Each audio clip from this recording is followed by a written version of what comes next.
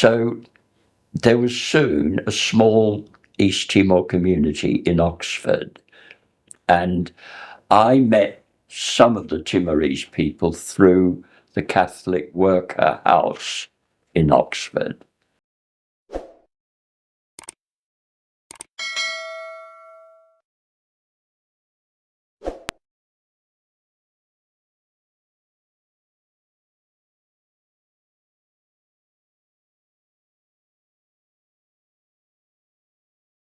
Boa tarde, Reino Unido e boa noite, Timor-Leste. Mawali na feton sirahotu, ohi, e aí tem o programa de Citizens Connection, ita simultâneo, convidado importante ida, itania mawali ida, itania amigo ida. Nebe narang Jim Hewitt, conhecido, honarang ida nebe, que itania mawali na feton Los Palos ira. Taubania honarang kaka haluso. Itania mau idane sempre hakbesi kang baita liliu e momento nebe difícil. Antes, no depois de okuang. Também honri honra bot embaixada convida Sr. Jim Hewitt mau haluso atumai e itene programa hodidada liau ituang atunui tebele conhecenia dek liu liliu pabot hotu nebe mau halusu halo baitene rai. Jim Hewitt, Hello. kaka halusu, Yes, a very warm welcome thank you. to our embassy. I'm very happy to be here. I have so many connections with East Timor. I heard a lot about you in the recent past since I arrived in the United Kingdom. We would like to know a little bit more about you. I grew up in Perth in Western Australia. If you go to Lodehe and get a boat and keep going south, you come to Perth. I had one older brother and 6 younger siblings, 2 sisters, 4 more brothers. So we were a big family for Australia. When I was 15, I went to a seminary. I thought I would train as a priest, and I didn't become a priest, but as a result, I had a very, very successful high school results. Eventually, I left the seminary and I went to the University of Western Australia, and I studied classics, Latin and Greek, and read classical literature. I was very interested in maps. My brother had a big map of the world in all different colors. It was the colors of the European empires, of course, days. Red for British, yellow for France, and orange for Portugal. And I was very interested with this little island north of Australia that had orange for Portugal, and it was in 2 bits, one separated from the other. And I thought, that's a strange place. And that, of course, was East Timor. How did your relationship with the Timorese people, and particularly with East Timor then? How did it all start? Well, a little bit of history. It was in the 1990s that people started to come to England from East Timor. Many of them had escaped. They'd managed to go to Macau or to Hong Kong, and then they would apply to an embassy for asylum, or some of them got to the Spanish or the Portuguese embassy in Jakarta. And these people came to England, and for various reasons, they decided that the best place to go in England was Oxford, because they thought, if we're in Oxford, we can tell people about East Timor, build up support, talk to people who are influential. So there was soon a small East Timor community in Oxford, and I met some of the Timorese people through the Catholic Worker House in Oxford. They were very interested in what was happening in East Timor and wanted to help the East Timorese people. And I used to visit the Catholic Worker House, so they introduced me to people from East Timor. Do you remember the first Timorese The first Timorese person that you met there in Oxford? Amorim Vieira from Com, and I met Valerio Trindade from Titilari.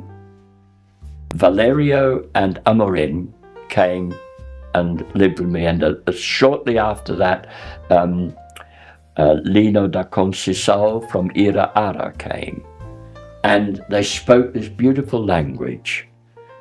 And I said, I want to learn this language. So that's how I began to learn Fataluku. And another person, Zequito Oliveira from Home, he helped me to translate a very long list of words that I had gathered in English, and said, I want to learn all these words. And he helped me to do that, so that I soon became able to speak Fataluku. They even gave you a special name. That's right. Could you share with us, how did you get that name? Well, because the name sounds really nice. Does it mean anything? They called me Haluso? Haluso. I believe it means something like warrior, but it also means I belong to the Ratu Chailoro. As much as I admire our country, our people, cultures, customs and beliefs, there is one thing that I notice, and it is very meaningful about the people of Los Palos as a whole, is the sense of unity. Our compatriots from Los Palos are very united. I once shared with our very own colleague, Mount Denise, that it is a case study. It should be studied. Why you guys are very, very united? Because unity gives power for a country to progress. And also, as a matter of fact, even myself, I have a special connection with Los Palos too. My late uncle, Comandante Mahunu Bulere Karatayano, was married to a woman in Los Palos from Quinta's family, and they have one son, and his name is Lere Hopono. He lives there in Los Palos, and I travel to Los Palos from time to time. I really admire you when I see that you have a very strong connections with the people from that great part of the country. What is your impressions about our compatriots from Los Palos? The Los Palos people, they always seem to me to be very strong in their sense of community and tradition. And maybe other people are as well, but I notice it in the Los Palos people. Kaka Haluso, what's your current relationship with our community in Oxford? Currently, for a long time now, I have been more and more involved with helping Timorese people with community support work. That means if they have problems, I try to help. If I can't help myself, I try to help them get to the right people for help. And because I speak Fataluku, I can also translate for Fataluku speakers. But quite often I have other people who don't speak Fataluku, but I get one of my Fataluku friends to translate into Tatun for me, and we sort things out that way. With employment, we often find that people are not being paid properly, and they haven't been paid properly for maybe 3 or 4 years.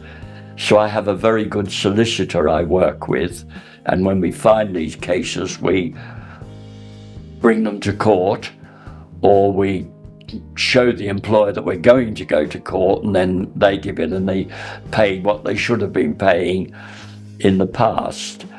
So I do a lot of that work. I also do a lot of translation in hospitals and with doctors. So if anyone is ill and they need to go to the doctor, they will often ask me to come and translate. And Is it to Tetum or Fataluku only? Fataluku. My Tetun, I can speak a little Tetun, but not enough to go and translate. So if it's Tetun, and sometimes there are Tetun speakers, I bring a friend who speaks Fataluku and Tetun. Well, of course, nearly all Fataluku speakers also speak Tetun. Yeah. So it's quite easy. I just have to get any of them to come with me and they translate into Tetun for me so I can still work with other people. And you did all that for free?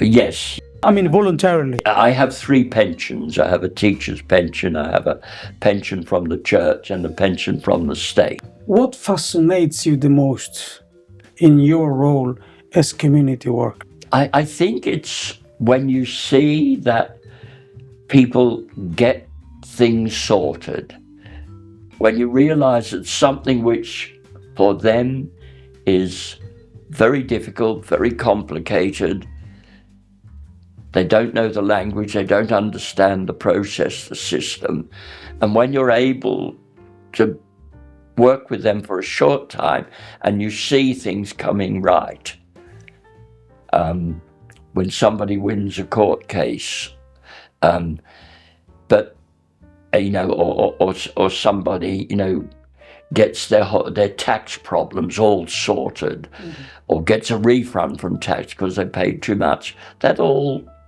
But I think so. It's about happiness. It's about being happy. What do you admire the most of the Timorese people as a whole, not only from Los Palos? The whole Timorese people. The whole Timorese people. What I admire is their courage and their belief in themselves that led them to maintain a resistance for 25 years.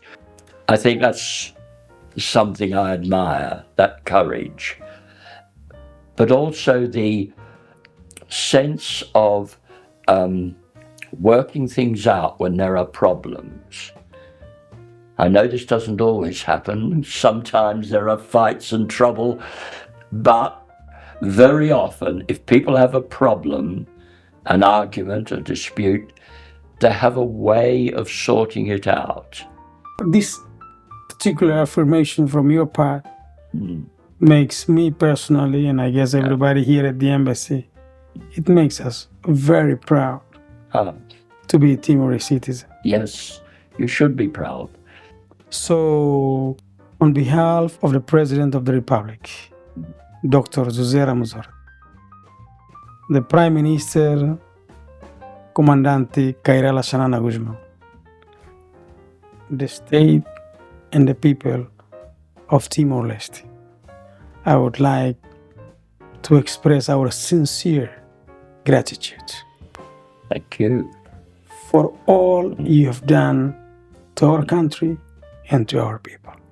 You are indeed a great friend of Timor-Leste. Allow me now to say this to you. Anicha raurau kakamau, embashada nai, afanita fanuhene, saparau kakaluso.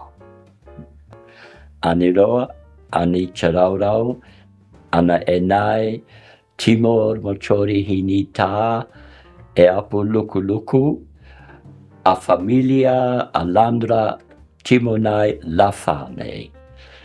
Anicha raurau, ana saparau numina. Saparau kaka.